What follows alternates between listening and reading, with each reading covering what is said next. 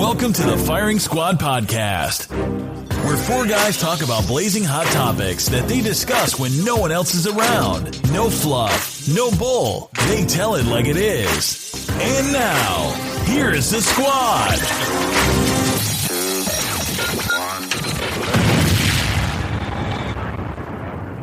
Yo, what's going on, people? It's the Firing Squad at it once again. Well, yeah, what's up? Everybody here? Yep, Lance. Let me hear you say something. Yo. Let's get it. All right. Yo, what up? Yeah, so we about to do a little recap. First off, my boy Tommy off Martin, just passed. And just to pay him a little tribute, man, I want everybody to go around and share your favorite Tommy moment. Lance, let's go. God, y'all put me on the spot. Okay, the fact that you could have just said Tommy and everybody would have known who you were talking about. So I'm going to leave it at that. Good. Creekmore, let's go. Favorite Tommy moment? The fact that dude never had a job, man. No one ever could quite confirm that man's place of employment. But always fresh, though. Always fresh. Right. And Christian? Wow, let's go. Yeah, R.I.P., man, Thomas Michael Ford. I think that was his name. Yeah. Martin's one of my favorite shows, man, to watch, like, the repeats late at night. I didn't get into Martin until I got, like, a little bit older, man, but I watched those reruns all the time, man. And Tommy, I'm going to can give you a couple episodes real quick, because this is kind of one of my shows. Yeah, man, that's what we're looking for, man. That's what they want to hear.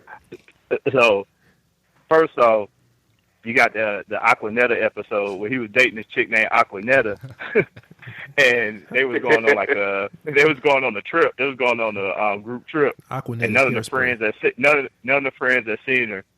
And so, of course, with the name Aquanetta, what would you assume? Hood. What would you assume a girl like Aquanetta look like? Oh, I remember this one. Yeah, because that's the name of hairspray. Yeah. Aquanetta is hairspray, so you think she hood? Everybody thought, she was calling me some hood, kind of ghetto black chick. They showed up, and she was like this white corporate chick. Because they was on a snow trip, and she was a snow bunny. Wow. Yo, so that one was like, yeah, she was a literal snow bunny on the ski trip. So you got that. You got the joint where Tommy was he was acting possessed. It was like a Halloween episode, and it was like Tommy was possessed by the devil. That joint was funny.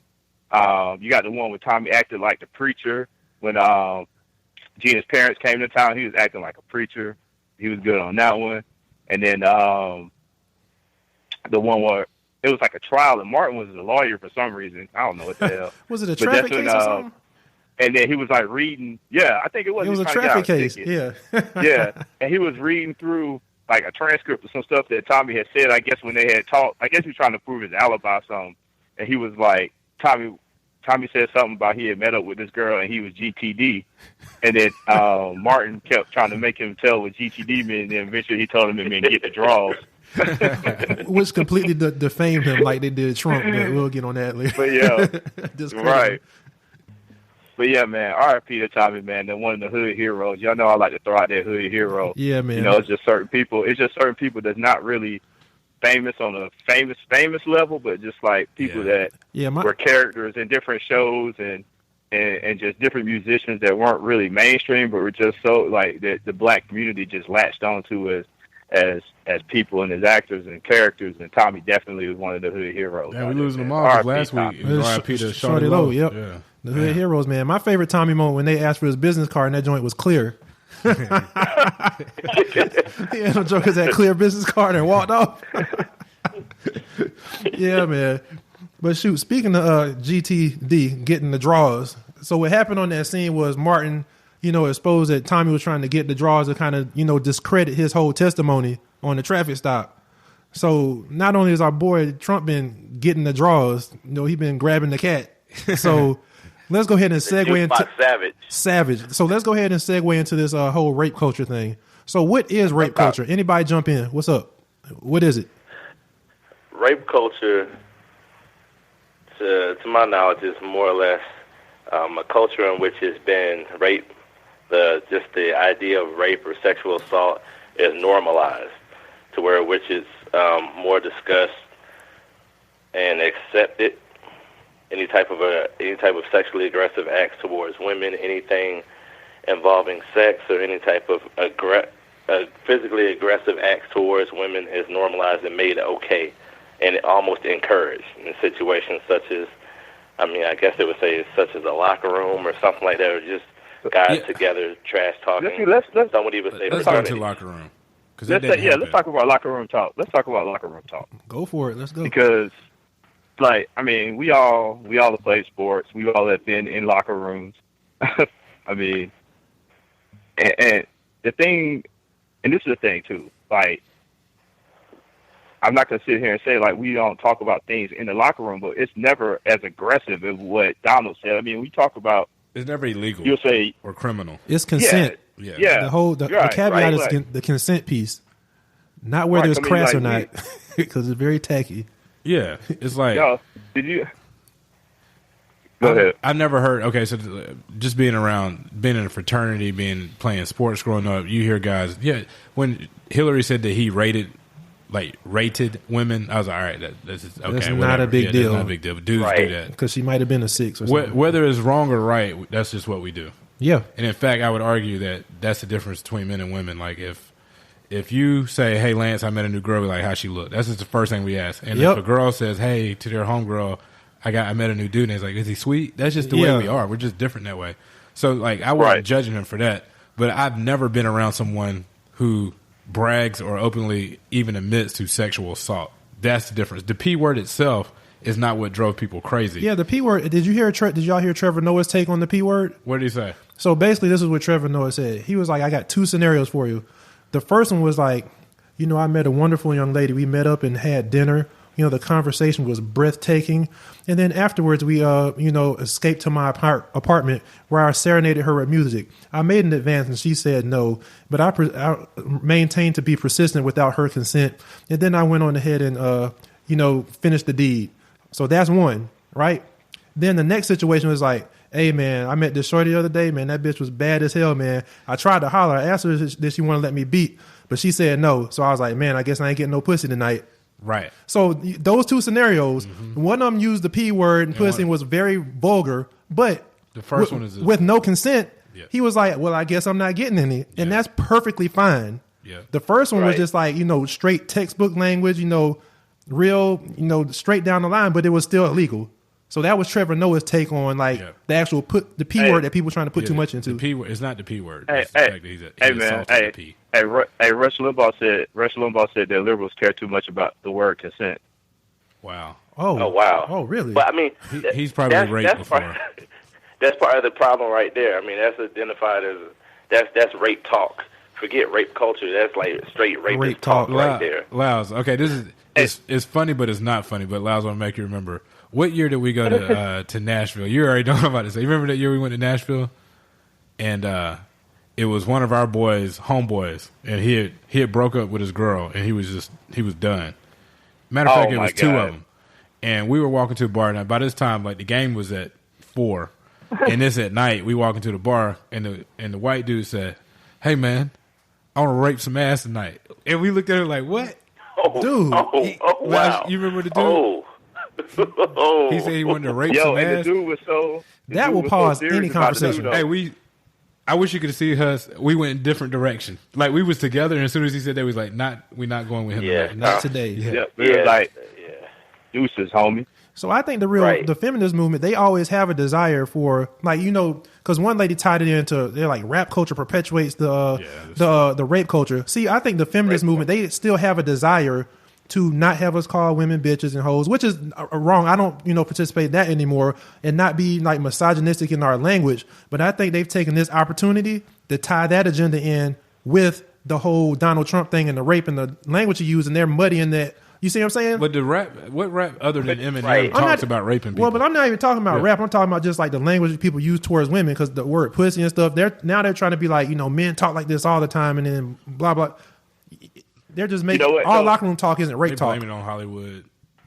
One thing about that though is, okay, I can see you having an argument if you're in the. This is the one thing where you can't use the rap in lyrics. Like somebody tried to use that to defend this whole Donald Trump thing, and they were like, "Well, what about you listening to rap music?" I was like, "Well, you know what? When 2 Chainz or Drake or Big Sean run for president, holla at me. But until then." who cares? But actually, Rick Ross got It's in the trouble. fact that Didn't? Donald Trump is running for president and saying these kind of things. Like, But didn't Reebok drop Rick Ross for a rape comment though? It's not even acceptable in rap though. He said he was gonna give some chick some pills or something, right? Yeah, that's very true. Yeah, they did. Yep. Right. But no, what's really crazy to me is a lot of people will bring that up and talk about rap or whatever. But I mean, Donald Trump's doing the same thing. He's just doing it in a different way. He might not be calling them bitches and hoes, but he's sure as hell is talking about grabbing pussy and referring to his own daughter as a piece of ass. I mean, that's not, the epitome of, what it is that they always say is wrong with rap culture or whatever. I don't know what is. So what? Hey man, anything wrong, man, just blame it on black people. But listen, why don't y'all think right. It's hip hop? It's rap fault. This is what's sad, right? Or Obama, rap or Obama, one or the other. Two built-in excuses. Women, anytime a woman comes forward with any type of accusation of like what they accuse Trump, which by the way I 100% believe all of them, because he actually said he did it in his own words, and then he lied and said he didn't, which is what we call like lying on your dick, which you don't do anyway. Yep. So he lies on his dick, which I don't believe. He was actually saying what he did because he thought. He was in the private view in his day. Yeah. Oh, absolutely. Because he said he could do it because he's a celebrity and he can do it whatever he wants. But why, when women come forward with it, do they get shamed and nobody believes them and none of that? And I think the statistics show that 3 out of 100 are convicted of rape. Well, I just believe culturally that there's far more weight placed on situations where men have been falsely accused, more so than the actual rapes that are taking place. It's almost like people have become not numb to them. You see what I'm saying?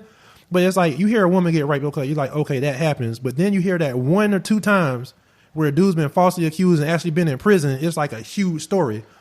So I think a lot of those times when that happens, a lot of times that I know where that happens, it seems like there's a racial tone to it. Like it may be a black dude who allegedly has sex with a white woman, and because her family felt so strongly about black people, like she was kind of not forced to say that it was a rape, but she knew if she said it was consensual, she would be disowned or be some type of major fallout. The major ones that I know of have been more like that. The ones that have been kind of really put on the big stage. See, I don't think it's racial. I think there is absolutely there's some racial power. I think it's leverage of money or celebrity.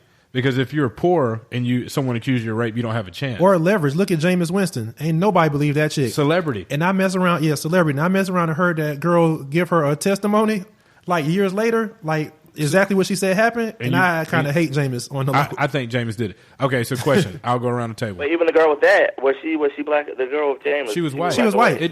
But if you're a celebrity, people are gonna defend you. Do you think Bill Cosby did it?